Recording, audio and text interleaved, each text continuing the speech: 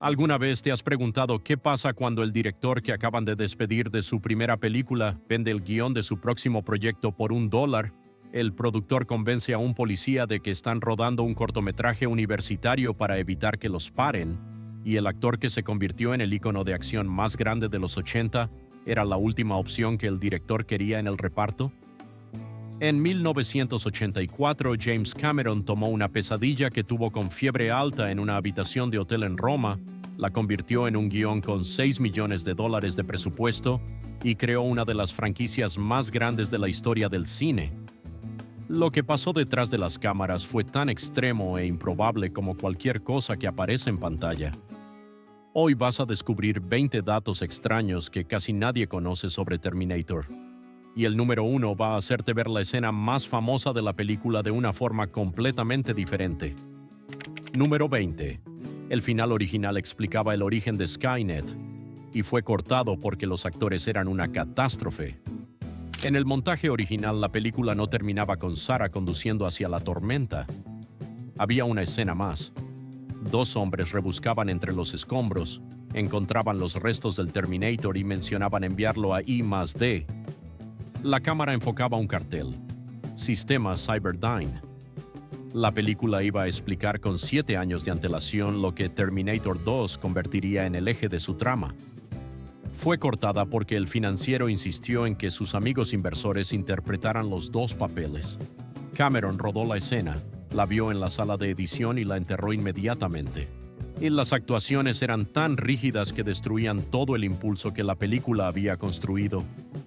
A veces, las peores decisiones ajenas producen los mejores resultados propios. Número 19. El T-1000 de metal líquido estaba planeado desde el principio. La tecnología tardó 7 años en ponerse al día. El concepto original de Cameron incluía 2 máquinas enviadas al pasado: el T-800 que conocemos y un segundo Terminator de metal líquido capaz de transformarse en cualquier cosa. Todo lo aterrador que viste en Terminator 2 estaba en su cabeza en 1983. El problema era que en 1984 la tecnología para ejecutarlo no existía con ningún presupuesto. Cameron lo mató, archivó la idea y centró la historia en un solo villano con efectos prácticos que realmente podía ejecutar. 7 años después, con más dinero y mejores herramientas, R lo desempolvó y construyó Terminator 2 completamente a su alrededor. La segunda película se siente como un salto tecnológico enorme porque literalmente lo es. Es el salto que Cameron quiso dar desde el primer día. Número 18. Cameron fue a ese almuerzo con Arnold con la intención de provocar una pelea. El estudio quería a Arnold como Kyle Reese. Cameron no. Aceptó reunirse con él a comer, pero fue con una intención específica: buscarle las cosquillas, provocar una discusión, conseguir algo que le permitiera decirle al estudio que el actor era imposible de trabajar. Nunca encontró el momento. Arnold pasó todo el almuerzo describiendo cómo debería moverse el Terminator, cómo debería escanear una habitación, cómo debería recargar sin apartar la vista del objetivo. Estaba coreografiando al cyborg mientras comían aperitivos. Para cuando terminaron de comer, Cameron había cambiado el casting en su cabeza. El hombre que había ido a provocar una pelea salió convencido de que había encontrado a su máquina. Número 17. Debra Winger rechazó ser Sarah Connor porque pensó que era una película de serie B. Winger acababa de recibir nominaciones al Oscar por Un oficial y un caballero y La fuerza del cariño. Leyó el guión y lo rechazó. Consideró que una película de ciencia ficción de bajo presupuesto sobre un robot asesino podía dañar su reputación. También pasaron por el papel Jennifer Jason Leigh, Rosanna Arquette y Leah Thompson. Arquette pedía $250,000, una cifra que el presupuesto consideró exorbitante. Al final, la decisión quedó entre Leigh y Linda Hamilton, que acababa de terminar Los hijos del maíz. Hamilton consiguió el papel. Debra Winger, que rechazó el papel para proteger su reputación de actriz seria, vio cómo Sarah Connor se convertía en uno de los personajes femeninos más icónicos de la historia del cine de acción. Hollywood tiene sentido del humor. Número 16. O.J. Simpson estuvo a punto de ser el Terminator. La primera opción del estudio para el papel fue O.J. Simpson. El argumento era simple. Era un atleta famoso con presencia física imponente y un nombre reconocible que vendería entradas. Cameron se opuso con una lógica que resultó exactamente correcta. Simpson tenía demasiada simpatía natural. El público no se creería que fuera una amenaza real. El Terminator necesitaba generar una incomodidad instintiva, no ser alguien con quien la gente quisiera hacerse una foto. Cameron se salió con la suya, y la historia tomó el rumbo que todos conocemos, o tanto dentro de la franquicia como fuera de ella. Número 15. Cameron vendió el guión por $1, y esa decisión definió el resto de su carrera. Estaba sin dinero, sin crédito en la industria y con un guión que nadie quería producir. Cuando la productora Galen Hurd creyó en el proyecto, Cameron le vendió los derechos por $1. La condición era que ella produciría y él dirigiría. El trato funcionó. Hurd consiguió la financiación. Cameron mantuvo el control creativo. Ese guión de $1 generó secuelas, videojuegos, merchandising y parques temáticos. En términos de retorno sobre la inversión, es una de las mejores apuestas profesionales de la historia del cine. Número 14. La película nació de una pesadilla con fiebre alta en una habitación de hotel en Roma. Cameron estaba en Roma, enfermo, exhausto y varado después de que la producción de Tiburón 2 se descarrilara. Con fiebre alta, Cameron tuvo una pesadilla muy vívida, un esqueleto cromado arrastrándose fuera de un incendio, empuñando cuchillos con costillas de metal y cuchillas donde deberían estar las manos. Se despertó, lo dibujó antes de que la imagen desapareciera y no pudo dejar de pensar en ello. Ese dibujo se convirtió en el plano del T-800. El siguiente problema era cómo construir una película alrededor de ese monstruo sin dinero para mostrar una guerra del futuro. La respuesta fue el viaje en el tiempo. La fiebre le dio el villano. El presupuesto le dio la estructura. Número 13. Linda Hamilton rodó casi toda la película con el tobillo roto, y nadie lo sabía. Una semana antes de que comenzara el rodaje, Hamilton se torció el tobillo. No llegó a sanar correctamente porque lo que siguió fueron semanas de carreras, caídas y secuencias de acción filmadas principalmente de noche. Le vendaban el tobillo todos los días antes de rodar. Pasó la mayor parte de la producción con un dolor que no podía mostrarse en cámara porque Sarah Connor todavía no sabía que iba a convertirse en la madre de la resistencia humana. La fragilidad que Hamilton transmite en la primera mitad de la película no era solo actuación. Era una mujer con el tobillo vendado intentando correr lo más rápido que podía. Número 12. La demanda de Harlan Ellison obligó a poner su nombre en los créditos, y Cameron lo odió. El autor de ciencia ficción Harlan Ellison vio la película y afirmó que el concepto le había sido robado de 2 episodios de En los límites de la realidad que él había escrito en los años 60. Cameron siempre sostuvo que la idea surgió de su propia pesadilla, pero Ellison tenía abogados y una reputación en la industria por ser extraordinariamente combativo en disputas de derechos. El estudio calculó el coste de una batalla legal prolongada y eligió el camino de menor resistencia. Ellison recibió una indemnización y su nombre apareció en los créditos finales en un agradecimiento especial. Según todos los relatos, Cameron odió la decisión y no tuvo nada que ver con ella. Número 11. Arnold tiene 14 líneas de diálogo en toda la película, y cada una fue diseñada para esconder su acento. A lo largo de toda la película, Arnold tiene 14 líneas de diálogo, sin discursos de villano, sin monólogos, solo frases cortas y entrecortadas que suenan como órdenes de una consola de comandos. Cameron lo diseñó así deliberadamente. El acento de Arnold todavía era marcado en 1984, y en lugar de disimularlo con exposición torpe, convirtió el silencio en el arma principal del personaje.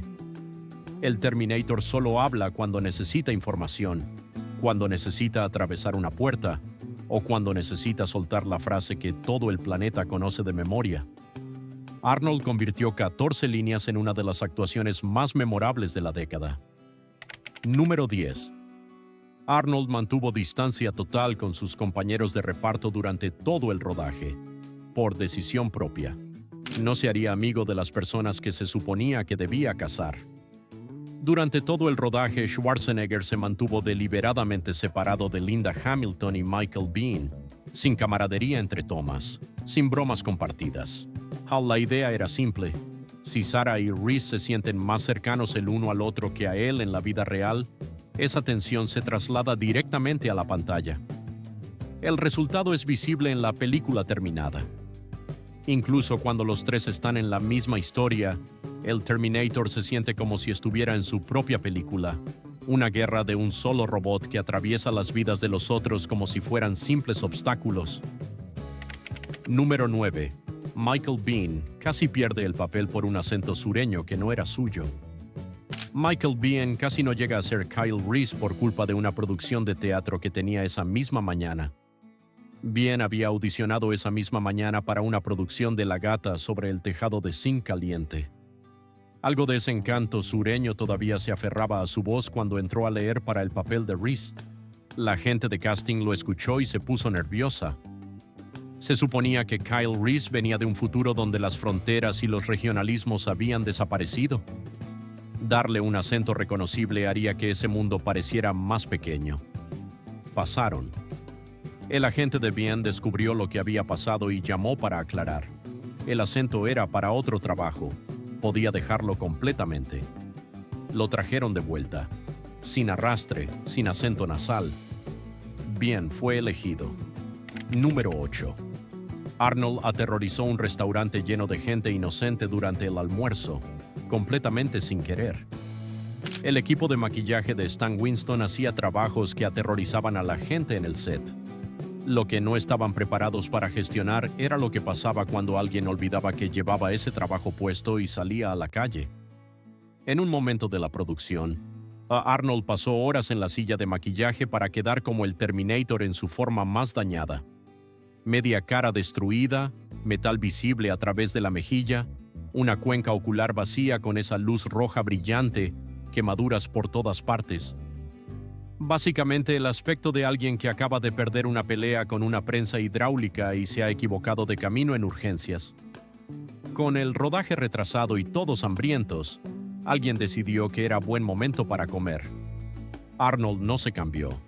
Entró en un restaurante normal de Los Ángeles de los 80 exactamente como estaba. Las conversaciones se detuvieron. La gente se quedó paralizada. Ese silencio específico que se instala cuando ocurre algo que todos ven y nadie sabe cómo procesar. Arnold, mientras tanto, solo intentaba pedir algo de comer. Para el equipo era martes. Para los comensales fue probablemente un momento para reconsiderar todas las decisiones de su vida. En algún lugar de Los Ángeles, alguien todavía cuenta la historia del día en que un medio robot entró a almorzar sin avisar. Número 7. Lance Henriksen entró disfrazado de Terminator a una reunión de inversores, y eso salvó la película. Antes de que Arnold se uniera al proyecto, el Terminator tenía un aspecto completamente diferente en la mente de Cameron. No un culturista gigante, sino alguien que pudiera pasar desapercibido entre la multitud, alguien que pudiera caminar entre la gente sin llamar la atención hasta que fuera demasiado tarde. Lance Henriksen, delgado, intenso y ligeramente inquietante incluso cuando sonríe, encajaba perfectamente con esa idea. Cuando llegó el momento de presentar la película a los inversores de Hemdell Pictures, Cameron y Henriksen decidieron venderla por las malas.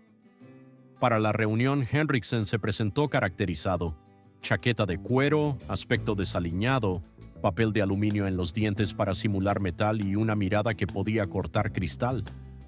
Llegó temprano, irrumpió en la sala de conferencias sin presentarse y se sentó en silencio, mirando fijamente a los ejecutivos. Para cuando Cameron entró, la sala ya estaba nerviosa. Nadie había dicho nada.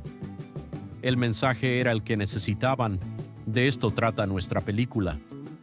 La acrobacia ayudó a conseguir la financiación.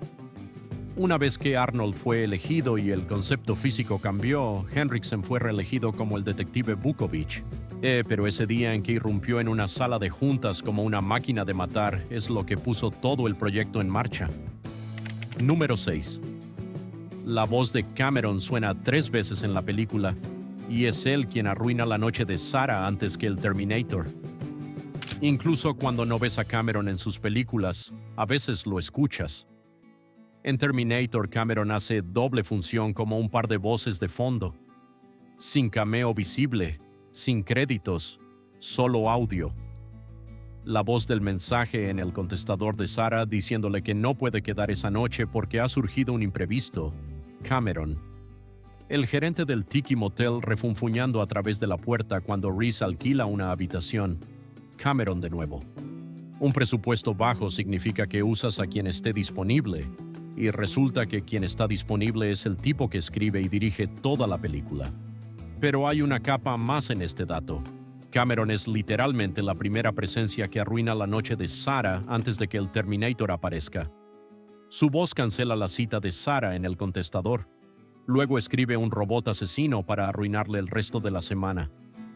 El director que más tarde gastaría 200 millones en Titanic empezó haciendo trabajos de doblaje gratuitos en su propia película para ahorrarse unos dólares, y de paso se convirtió en el primer villano de la historia de Sarah Connor. Número 5. La niebla atmosférica de una de las escenas más icónicas era Insecticida Municipal. Después de que Sarah y Reese pasan la noche escondidos bajo un puente, salen caminando por una bruma baja y dispersa que parece niebla matutina perfecta. Es inquietante y atmosférica, ama exactamente el tipo de ambiente que uno supondría que un director ordenó deliberadamente para hacer la escena más siniestra. La realidad es que Los Ángeles estaba siendo rociado con insecticida para combatir una infestación de moscas de la fruta. Esa niebla es insecticida suspendido en el aire. El equipo lo vio y pensó que quedaba genial. Lo aceptaron. Desde el punto de vista visual, tenían razón. Le da a la escena un aire tóxico y enfermizo, como si el ambiente ya se estuviera volviendo contra la humanidad incluso antes de que Skynet tenga su oportunidad. Desde el punto de vista de la salud, probablemente no fue la mejor decisión que nadie tomó ese día. Una película sobre un futuro envenenado capturó accidentalmente algo muy real. Magia cinematográfica cortesía del Control Municipal de Plagas de Los Ángeles. Número 4. La película se rodó como un atraco. Cameron pagó de su bolsillo las retomas finales y llamó a Arnold a las 3 de la mañana.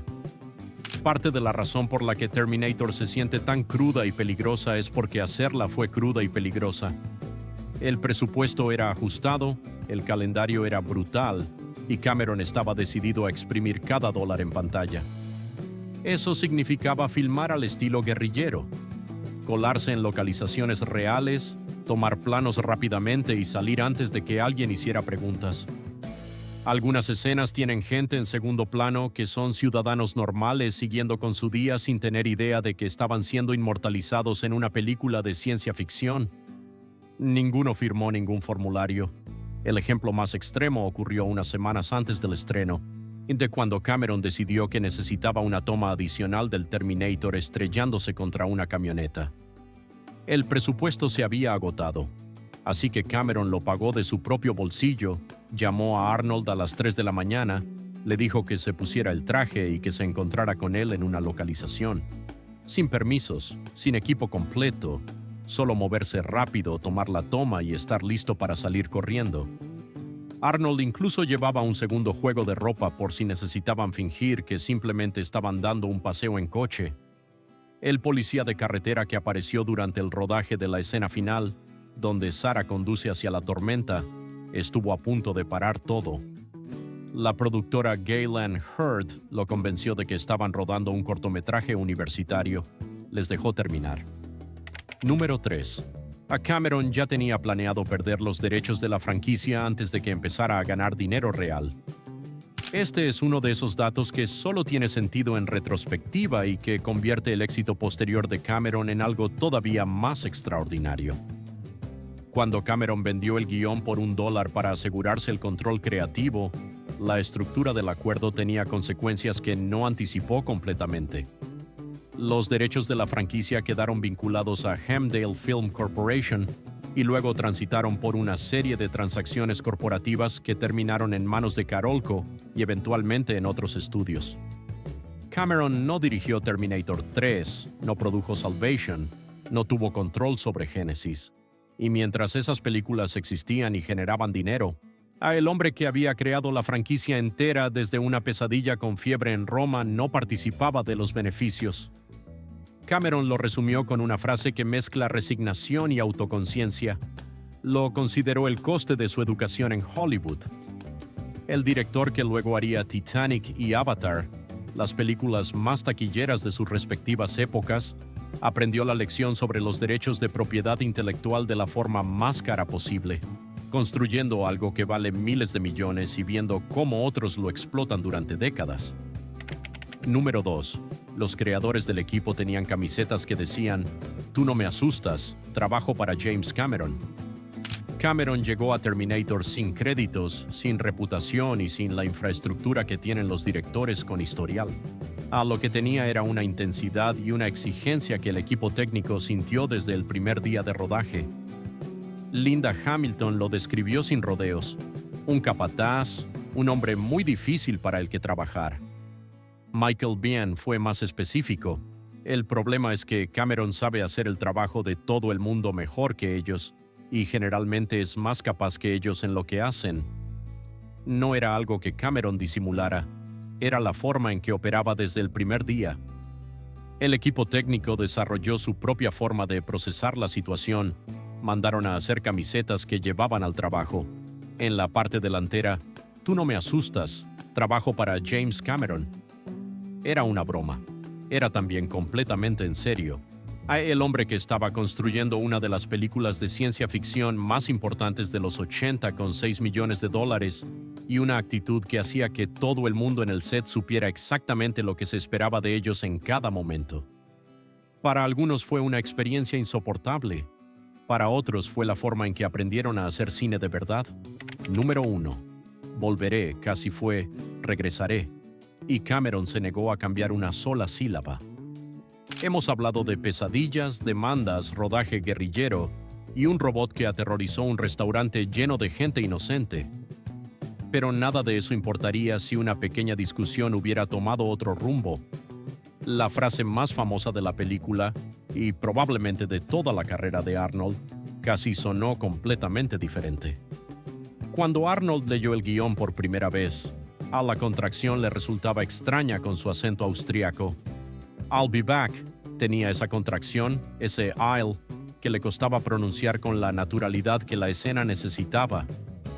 Fue a Cameron y le pidió que lo cambiara por "I will be back", más formal, más correcto gramaticalmente, más fácil de pronunciar con su acento. Cameron dijo que no, le gustaba el ritmo de "I'll be back", más corto, más enérgico, un poco informal.